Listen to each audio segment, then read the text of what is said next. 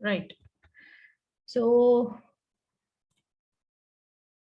we had done some introduction on larynx. larynx जो voice box है वो हमने फेरिंक्स के नीचे जो नेक्स्ट पार्ट पढ़ा था वो larynx था, ठीक है। और वॉइस प्रोडक्शन एक फंक्शन था कि ये ओपन एयरवे प्रोवाइड करता है जब रेस्पिरेशन होती है, और जब फूड का पैसेज होता है तो ये एयरवे को क्लोज भी कर देता है, ठीक है। तो स्वैलोइंग और ब्रीदिंग दोनों में इसके फंक्शंस आ जाते हैं। फिर हमने पढ़ा था जी कि there are paired and unpaired cartilages. ये जो आपको फ्रंट पे नजर आ रहा है इनमें से मोस्ट प्रोमिनेंट वाला ये आपको थायराइड कार्टिलेज नजर आ रहा है, ठीक है, जिसपे आपको ये नॉच भी नजर आ रही है और प्रोसेसेस भी नजर आ रही है। So this large one which is making Adam's apple is the thyroid cartilage, जो मेल्स में स्पेशली एक यहाँ पे प्रोमिनेंस नजर आती है। उसके बाद हायोइड बोन से पोस्टीरियरली हमें ये जो प्रोट्रूड करता नजर आ रहा है लीफ शेप एक कार्टिलेज होता है जिसे हम एपिग्लॉटिस कहते हैं। अब एपिग्लॉटिस जो है वो इलास्टिक कार्टिलेज है, और थायराइड कार्टिलेज और थायराइड के नीचे ये जो आपको रिंग शेप नजर आ रहा है वो क्रिकॉइड कार्टिलेज। ये जो सिंगल कार्टिलेजेस हैं दोनों ये हाईलाइन कार्टिलेजेस है, और बाकी आगे ट्रेकिया के कार्टिलेजेस भी हाईलाइन कार्टिलेजेस होंगे, ठीक है। तो सिंगल वाले 3 ये कार्टिलेजेस जिसमें एक इलास्टिक और ये दोनों हाईलाइन है, और उसके बाद स्मॉल कार्टिलेजेस जो बेसिकली आपको इस व्यू में नजर आ रहे हैं। ये आपको ये जो बड़ा वाला नजर आ रहा है जो कि पोस्टीरियरली कंप्लीट नहीं है, मतलब कनेक्टेड नहीं है और रिंग नहीं बना रहा, this is the thyroid cartilage. Superior view आपको नजर आ रहा है। उससे इंफीरियर जो हमने कहा था जो कंप्लीट रिंग होगा दिस इज क्रीकॉइड कार्टिलेज।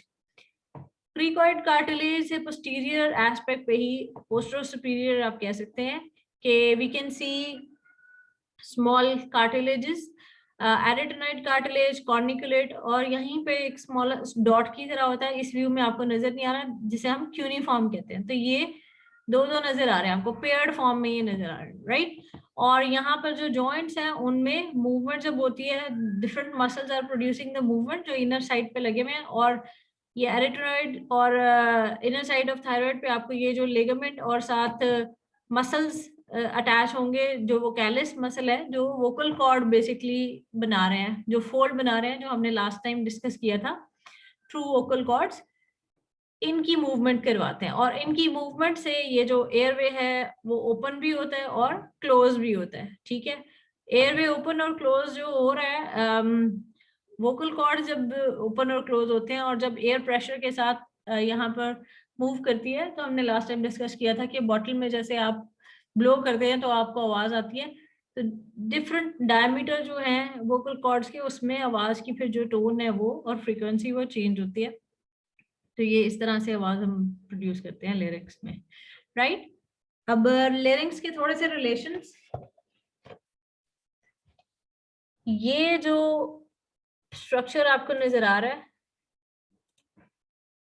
अगर हम यहाँ से मार्क करना शुरू करें, मैं पूरा बाउंड्री अगर मार्क करूं तो ये, right, this is the complete lyrics. इनमें से ये वाला जो आपको नजर आ रहा है दिस जो which is just behind the tongue, this is the epiglottis, right.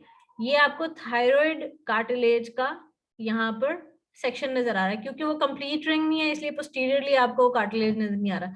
अब जो कंप्लीट रिंग है आगे से थोड़ा सा थिन होता है, उसका थिकनेस कम होती है, और पीछे उसकी जो है ना वो ज्यादा होती है, सॉरी विड्थ। तो ये जो आपको दोनों तरफ फ्रंट पे भी और बैक पे भी जिसका सेक्शन नजर आ रहा है दिस इज क्रीकॉइड कार्टिलेज। सो ये इतना पार्ट जो है यहाँ से लेकर यहाँ तक दिस इज लेरिंग्स। अब लेरिंग्स में आपको जो है वो सुपीरियरली अगर हम रिलेशन देखें तो ये आपको लेरेंजोफेरिंग्स और ऊपर जो है ना वो ओरोफेरिंग्स और ये नेजोफेरिंग्स वाले पार्ट नजर आ रहे हैं। सो लेरेंजोफेरिंग्स जो है ना वो एग्जैक्टली इससे सुपीरियर है। और एंट्रो सुपीरियर अगर आप देखें तो ये आपको जो स्ट्रक्चर नजर आ रहा है दिस इज टंग।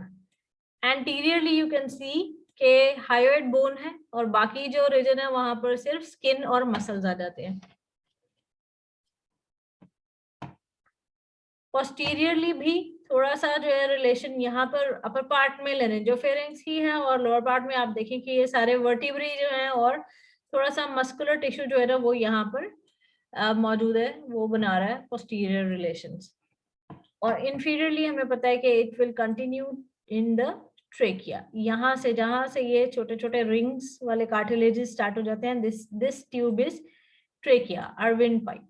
ठीक है, तो आज हमने जो है वो ट्रेकियो ब्रोंकियल ट्री स्टार्ट करना है, which is the main topic.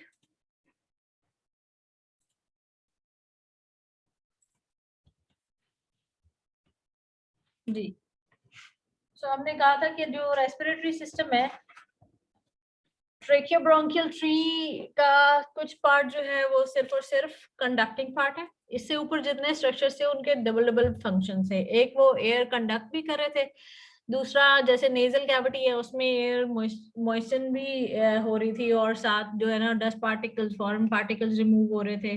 वहां पर स्मेल वाला फंक्शन भी आ रहा था। लिरिंग्स जो है उसका जो है वो वॉइस प्रोडक्शन वाला फंक्शन भी आ रहा है, ओपन और क्लोज करने वाला फंक्शन भी आ रहा है। तो ये डिफरेंट फंक्शंस भी कर रहे थे। जो ट्रेकियोब्रोंकियल ट्री है उसका जो अपर पार्ट है उसमें सिर्फ और सिर्फ ये है कि एयर जो है वो पास होनी है, और जो लोअर पार्ट है जो लंग्स पे जाके आता है, जो माइनर ब्रांचेस आ जाती हैं ब्रोंक्यूल्स, और उसके साथ आगे जो एल्वियोलाई वाला स्ट्रक्चर आ जाता है लंग के टिश्यू में, that is going to make the respiratory zone. Conducting zone क्या था, which is going to conduct the air, और respiratory zone क्या था, जहां पर gases की exchange होनी है। तो जो functional zone है basically, right? सबसे पहले हम ट्रेकिया की बात कर लेते हैं।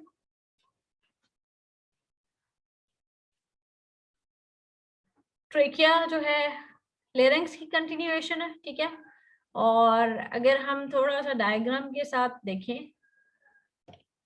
here, राइट, सो लेरिंग्स की आगे कंटिन्यूएशन जो है वो ट्रेकिया है। ट्रेकिया जिस रीजन में है वो सेंटर वाला रीजन है, हमें पता है ये साइड पे प्लूरल कैविटी है, और ये जो सेंटर वाला रीजन है ये सुपीरियर मीडियास्टम वाला रीजन है। मीडियास्टम के बारे में थोड़ा इंट्रोडक्शन मैं दे चुकी हूँ। तो ये मीडियास्टम में ट्रेकिया पड़ा है। उसकी जो ब्रांचेस हैं जिनको हम ब्रोंकाई कहते हैं, ब्रोंकाई जो है वो लंग के टिश्यू में एंटर होती हैं, फिर मजीद ब्रांचेस होती जाती हैं और फिर ब्रोंकियल ट्री बन जाता है। ठीक, so the important thing is के ट्रेकिया जो है वो कहाँ से स्टार्ट होता है, क्रिकोइड कार्टिलेज की ब्लो से ये स्टार्ट होता है, ऑलमोस्ट C6 ये वर्टिब्री का लेवल होता है, ठीक है। और उसके बाद जो एंडिंग है इसकी ये T4 के लोअर बॉर्डर पे, या स्टार्ट ऑफ T5 जो है उस वर्टिब्री पे जो है ना ये एंड करता है। ये जो इसका डिवाइडिंग पार्ट है, ये जो जंक्शन है जहां पर दोनों तरफ से ब्रोंकस आके जुड़ी हुई है, ऊपर से ट्रेकिया है, ये वाला जो एक पॉइंट है जंक्शनल पॉइंट, इसको हम कैराइना कहते हैं। ठीक, ऑलराइट।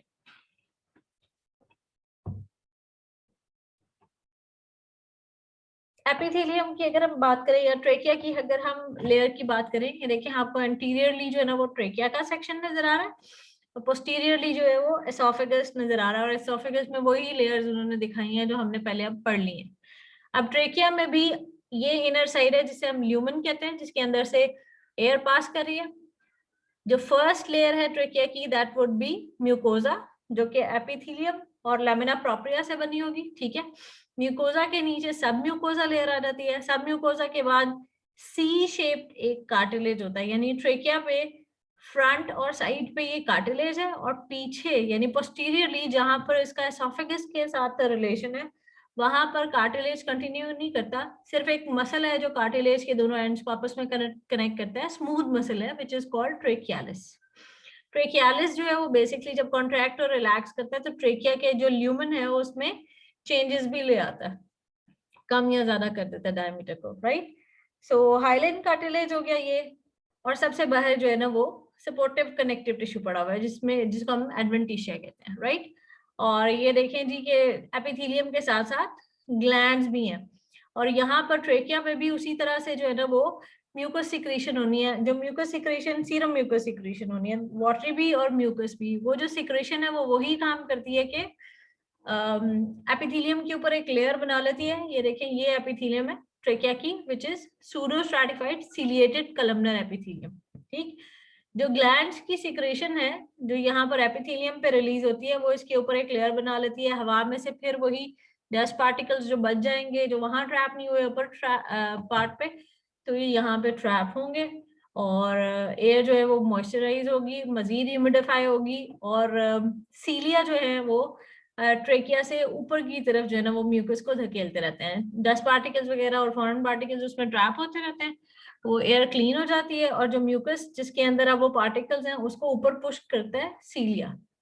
तो ये एपिथेलियम के ऊपर सीलिया जो है वो इकट्ठे मूव करते हैं, स्ट्रोक्स करते हैं, और एपिथेलियम की डिटेल हम पहले कर चुके हैं, राइट।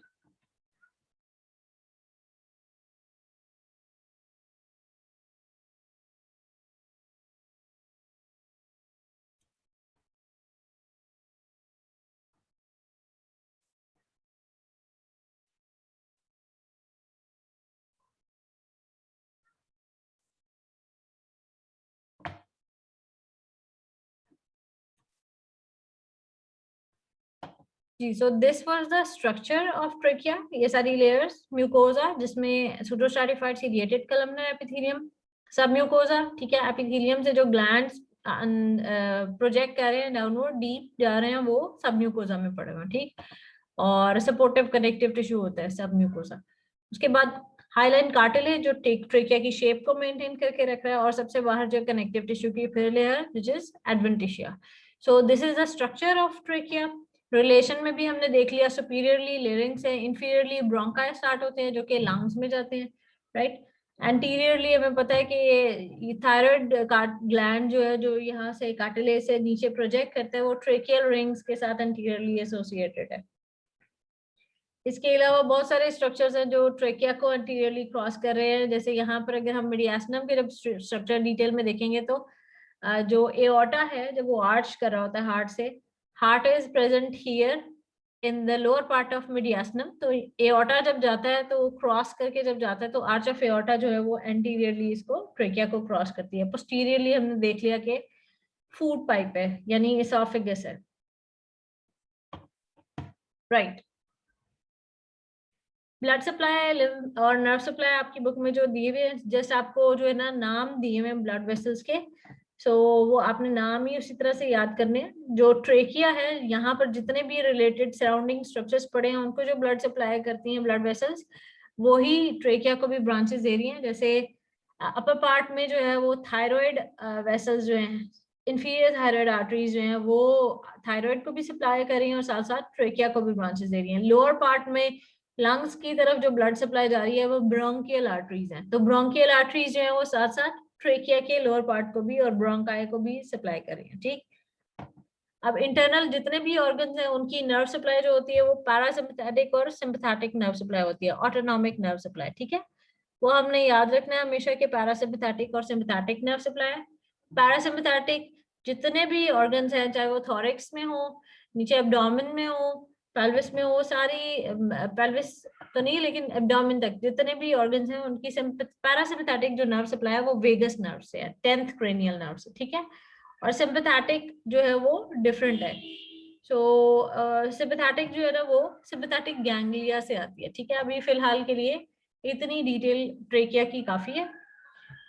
फंक्शन हमने देख लिया कि ट्रेकियल कार्टिलेजेस जो है वो ट्रेकिया के ल्यूमन को मेंटेन करके रखते हैं, क्योंकि अगर ये ल्यूमन कोलैप्स हो जाएगा तो एयर गुजरना मुश्किल हो जाएगी। सो यहाँ पर कार्टिलेजेस का होना जरूरी है। और ये रिंग्स कंप्लीट रिंग्स होने की बजाय सी शेप क्यों है, क्योंकि पोस्टीरियरली अगर यहाँ पे कार्टिलेज होता है बजाय ये कि ट्रेकियालिस है तो एसोफेगस कंप्रेस हो जाता है, और ट्रेकियालिस की वजह से थोड़ा सा डायमीटर में चेंजेस भी आ जाती है।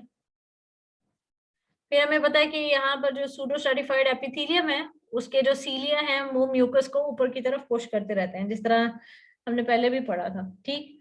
और दूसरा अपर पार्ट ऑफ ट्रेकिया में स्पेशल रिसेप्टर्स होते हैं, ठीक है, लेरिंग्स की तरह, लेरिंग्स और फेरिंग्स में भी होते हैं, ठीक है, जो कि कॉफ रिफ्लेक्स एक्टिवेट करते हैं। कोई भी जैसे फूड पैसेज है, फूड बोलर्स जो है वो क्रॉस कर रहे हैं और हम बात करें कोई इस तरह का मसला हुआ है कि एपिग्लॉटिस जो है वो ओपन हो गया है ड्यूरिंग द swallowing, तो उस वक्त फूड जो मटेरियल है उसके इस रेस्पिरेटरी ट्रैक में जाने के चांसेस होते हैं।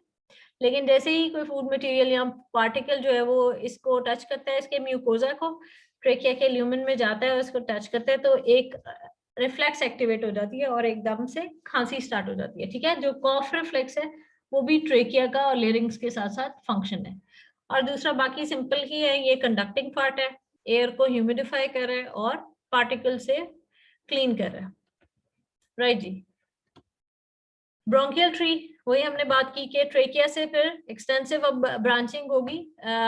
फर्स्ट जो ब्रांचेस होती हैं उनको हम प्राइमरी ब्रोंकाई कहते हैं, ठीक है। प्राइमरी ब्रोंकाई जो है वो राइट एंड लेफ्ट है, और राइट जो है बेसिकली ज्यादा जो है वो वाइडर होती है एंड शॉर्टर होती है then left. Here you can see the trachea, the two bronchi, left main bronchus, right main bronchus. आप राइट देख लें, शॉर्ट है और वाइडर है, ठीक है, और थोड़ा सा हायर लेवल पर है, एंगल कम है इसका एज कंपेयर टू लेफ्ट। तो जैसे ही अगर कोई फॉरेन बॉडी या कोई चीज आएगी तो वो पहले राइट साइड पे एंटर हो जाती है लेफ्ट साइड पे जाने की बजाय, ठीक है। Bronchi after entering the lung tissue they keep on dividing, ठीक है, और ये डिवाइड करते रहते हैं। और जो ट्रेकियोब्रोंकियल ट्री है उसके जो जितने भी ये स्टेप्स हैं वो क्या है, जहां तक कार्टिलेज जा रहा है और जहां तक डायमीटर जो है, 1 minute class, right. So we said के ट्रेकिया डिवाइड होगा ब्रोंकाई में और डायमीटर कम होता जाएगा। यहाँ पर आकर आप देख लें कि ये आपको स्मॉलेस्ट ब्रांचेस जो नजर आ रही हैं वो ये हैं, ठीक है। प्राइमरी जो ब्रोंकस है वो लंग में एंटर होने के बाद जो ब्रांचेस देती है उनको हम सेकेंडरी ब्रोंकाई कहते हैं, ठीक है। सेकेंडरी ब्रोंकाई जो अगर फर्दर जो ब्रांचेस देती हैं जिनका डायमीटर और कम हो जाता है उनको हम टर्शरी ब्रोंकाई कहते हैं। इस तरह स्टेप वाइज डिवीजन होती जाती है। ब्रोंकाई का लेवल वहां पर खत्म होता है जिसके बाद हाईलाइन कार्टिलेज जो है ना वो खत्म हो जाएगा, हाईलाइन कार्टिलेज खत्म हो जाएगा और जो एपिथेलियम है वो pseudostratified columnar epithelium with goblet cell से सिंपल एपिथेलियम हो जाएगी, सिंपल कलमनर एपिथेलियम, और आगे जाके सिंपल क्यूबॉइडल एपिथेलियम हो जाएगी, ठीक है। तो उस लेवल को फिर हम क्या देते हैं, ब्रोंक्यूल्स। तो ये 3 स्टेप्स हैं, primary bronchi, secondary bronchi, tertiary bronchi. ये ब्रोंकाई के 3 स्टेप्स हैं जहां तक हाईलाइन कार्टिलेज भी है और सूडोस्ट्रैटिफाइड सिलिएटेड कलमनर एपिथेलियम भी है, ठीक है। जहां पर हाईलाइन कार्टिलेज स्मॉलर ब्रांचेस में खत्म हो जाता है, एपिथेलियम जो है वो सिंपल एपिथेलियम बन जाती है, सिंपल कलमनर से सिंपल क्यूबॉइडल, और कार्टिलेज की बजाय जो है वो स्मूथ मसल आ जाता है वॉल के अंदर, तो उनको हम कहते हैं bronchioles, right. So these are the branches. Secondary, ठीक है, 3 on the right side, 2 on the left side. Tertiary bronchi हैं, टर्शरी ब्रोंकाई जो है वो सेगमेंटल ब्रोंकाई होते हैं, उसके कनेक्टिव टिश्यू के जो सेप्टर हैं वो लंग को पार्ट्स में डिवाइड करते हैं जिन्हें हम सेगमेंट कहते हैं, ठीक है। तो हर एक सेगमेंट में जो ब्रोंकस एंटर करती है वो टर्शरी ब्रोंकस होती है, तो उसको हम सेगमेंटल ब्रोंकस भी कहते हैं, ठीक।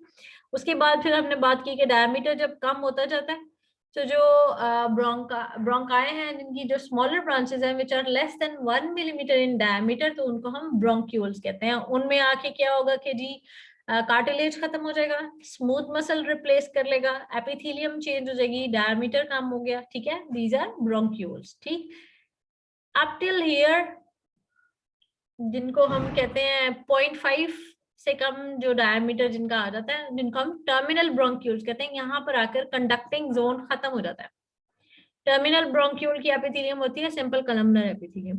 इससे नेक्स्ट पार्ट भी ब्रोंक्यूल्स हैं, उनका डायमीटर भी 0.5 से कम होता जा रहा है, लेकिन उनकी एपिथेलियम क्यूबॉइडल हो जाएगी, वो रेस्पिरेटरी ब्रोंक्यूल है जो कि रेस्पिरेटरी जोन का पार्ट स्टार्ट हो गया। सो अब आपने याद ये रखना है कि ट्रेकिया, ब्रोंकाई की जो डिफरेंट ब्रांचेस हैं वो अप टू टर्मिनल ब्रोंक्यूल जो है वो हमारा कंडक्टिंग जोन आ जाता है,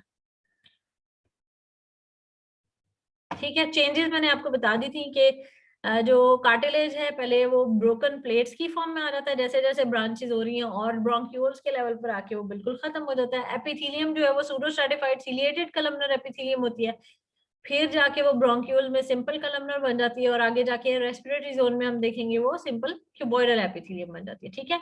और स्मूथ मसल्स भी आ जाते हैं वॉल में, राइट जी।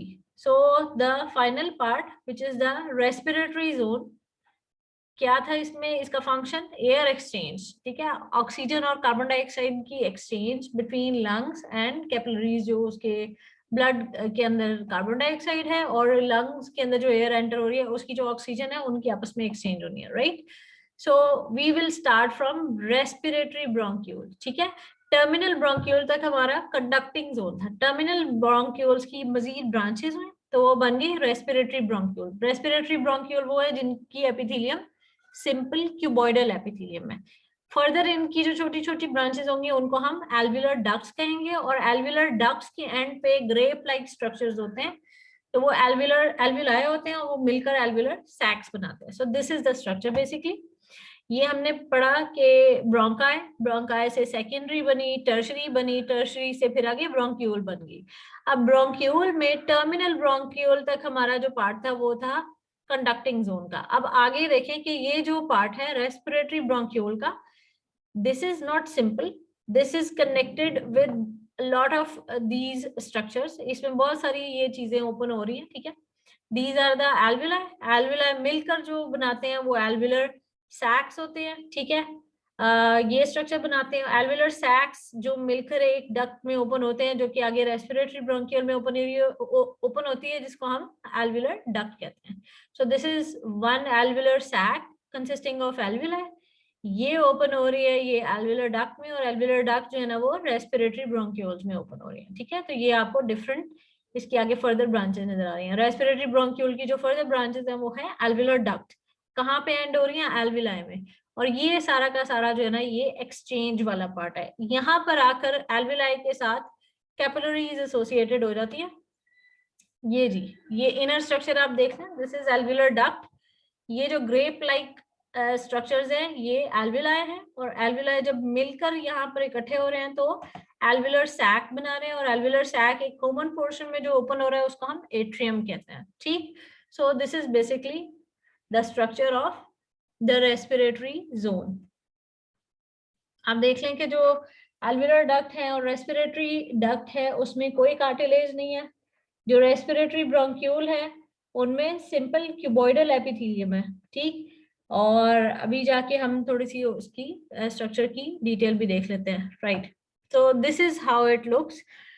एल्विलाई के इर्द गिर्द जो है वो कैपिलरीज का एक नेटवर्क होता है। जो कैपिलरीज का ये नेटवर्क है, कैपिलरी की वॉल और एल्वियलस की वॉल जो है ना आपस में एसोसिएटेड है। एक तरफ एयर है और दूसरी तरफ ब्लड है, उनमें एक्सचेंज होना है। तो इसका मतलब है एयर और ब्लड के दरमियान में कार्बन डाइऑक्साइड और ऑक्सीजन जो है वो एल्वियलस और कैपिलरी की वॉल को क्रॉस करके तो फिर इस तरह से आपस में एक्सचेंज होती है, ठीक है। So this is how it looks externally, this is how it looks internally. आप ये देखिए कि ये आपको एक एल्वियलस नजर आ रहा है, फिर ये एक और ये एल्वियलस है, ये एक और है, और ये एक और। आपको अब कट सेक्शन नजर आ रहा है। अगर आपको गौर से देखें तो ये जो एल्वियलस की वॉल है ये आपको फ्लैट सेल्स से बनी हुई नजर आ रही है। These are all flat cells. ये सारे एपिथेलियल सेल्स जो इसकी वॉल बना रहे हैं ये फ्लैट एपिथेलियल सेल्स हैं। इनको हम कहते हैं type 1 alveolar cells. Type 1 alveolar cells are simple squamous epithelium.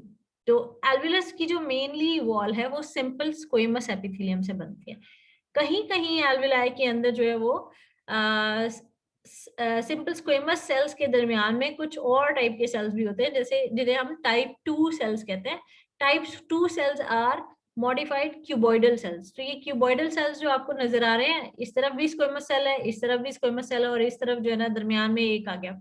तो कहीं कहीं स्कैटर्ड एक दो या 3 के ग्रुप्स में पड़े होते हैं, इनको हम टाइप 2 सेल्स कहते हैं। टाइप 1 जो एल्वियुलर सेल्स हैं वो बेसिकली जो ग्रेप लाइक स्ट्रक्चर के बाहर जो कैपिलरी है उसके साथ वॉल के साथ एसोसिएटेड। आप ये देख रहे हैं ये दोनों हैं। इस तरफ जो है ना वो एल्वियलस की वॉल है इस तरफ, और इस तरफ ये कैपिलरी आपको नजर आ रही है, उसके अंदर आपको 2 रेड ब्लड सेल्स नजर आ रहे हैं, ठीक है। कैपिलरी की वॉल भी सिंपल स्क्वेमस एपिथेलियम से बनती है। हम एंडोथेलियम पढ़ चुके हैं कि जो कैपिलरीज की वॉल है वो सिंपल स्क्वेमस एपिथेलियम होती है। अब ये इन दोनों सेल्स का आपस में जो कांटेक्ट है, इस तरफ ब्लड है और उस तरफ एयर है, ठीक। अब ये बहुत छोटे छोटे से जो आपको पोर्स नजर आ रहे हैं, एक एल्वियलस और दूसरे एल्वियलस जो ज्वाइनिंग एल्वियलस है उनके दरमियान में पोर्स होते हैं, ठीक है। ताकि एयर जब एक एल्वियलस में आ रही है तो इस एल्वियलस में अगर एयर का प्रेशर ज्यादा हो जाता है और एक में कम हो जाता है तो फिर ये इसके डैमेज होने के चांसेस हैं, इसके कोलैप्स। 1 मिनट।